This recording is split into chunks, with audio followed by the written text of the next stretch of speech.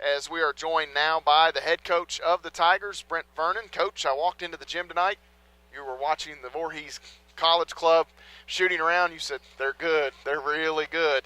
You guys played pretty well this evening. Did okay. I'm going to say, man, we are trying to get better, and that's the biggest thing.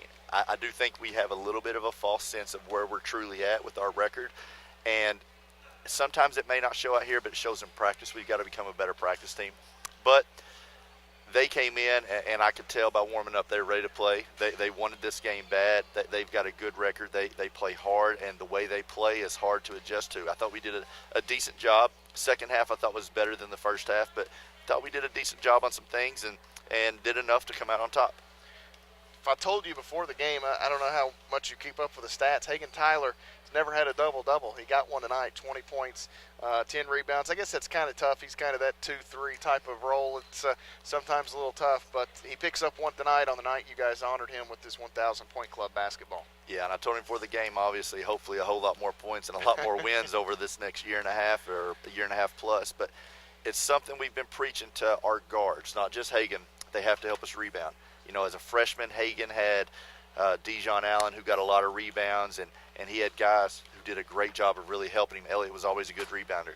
Last year, he had Eric Kinney, who stole rebounds from everybody. Rod would go in there and get some. This year, we have guys that can get them, but it's not going above the rim and getting them. We have to be a better team that's blocking out and being more sound fundamentally, and we're not there yet at all. First half, I was actually really disappointed in our rebounding. Did a good job second half and extended it. We've won 9 of our 10 games, the rebounding margin, which is good. But we've got to do a better job and limit them to 6 or less offensive rebounds, and we gave up too many today. But having Hagen get up there and get some, especially without Adam today, it was big for us, especially second half. You've mentioned the phrase scratching the surface when talking about Tim Coleman. Are we still just kind of seeing the flashes here to this point? We are, and, you know, today we had the ball in his hands a little bit more, and you know, sometimes it's hard. We're 8-1 right now, and it's one of those as a coach, it was the right thing to switch things up, and I wasn't switching it up because of anything that anybody did wrong.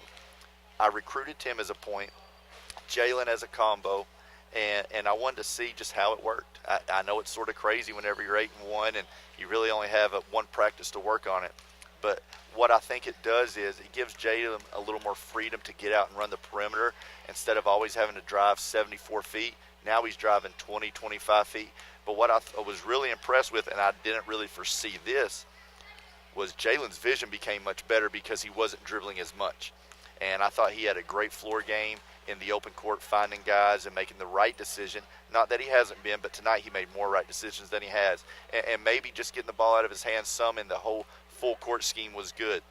Tim did a nice job, but again, we are a work in progress. Tim is too, but excuse me.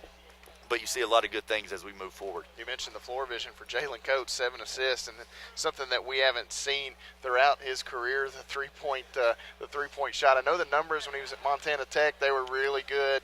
Last year, not a great shooting year, and I'm not sure that 1 year defines a player in terms of their ability to shoot the basketball, but he did hit some big ones. Hit one really big one there in the first half, the shot clock winding down. Jalen's prideful. He works hard. You know, his thing is, he's got a little hitch right now. We're working on just following through straight at the rim. I think sometimes when he gets tired, that's whenever he gets a little bit off key. You know, his first one, and he's going to guard a lot like this throughout the year. Voorhees just sort of backed off of him. They were sort of doubling Andrew off of him, and the coach was saying, shoot it. Jalen stepped up and made it the first one. The second one was late in the shot clock. He had to shoot it from way out. And the third one, his rhythm was good, and he got up there and was straight at the rim. 4 of 6 from the free throw line was good too, and you can tell when his misses happen, they're always right or left, and that's why we just got to continue to work straight at the rim and using our legs. And again, I was proud of him. I thought he had a really good game tonight. We got to just eliminate 1 or 2 gambles for stealing the defensive end, but that he was good tonight, and he had a tough cover. His guy that he was guarding averaged about 12 points a game, a very good three-point shooter, and we did a nice job holding him tonight. Andrew Smith, probably the first time that we've had the opportunity to say this or will say this, struggled from the floor tonight. First half felt like maybe there were a few of those that could have easily sent him to the free throw line.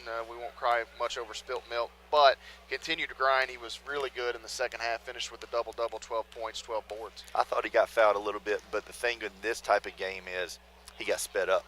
And I think what happened was he wasn't getting foul calls because he's trying to get the ball up to the rim quicker than the defense could even really make contact. I think a lot of the contact was after the play.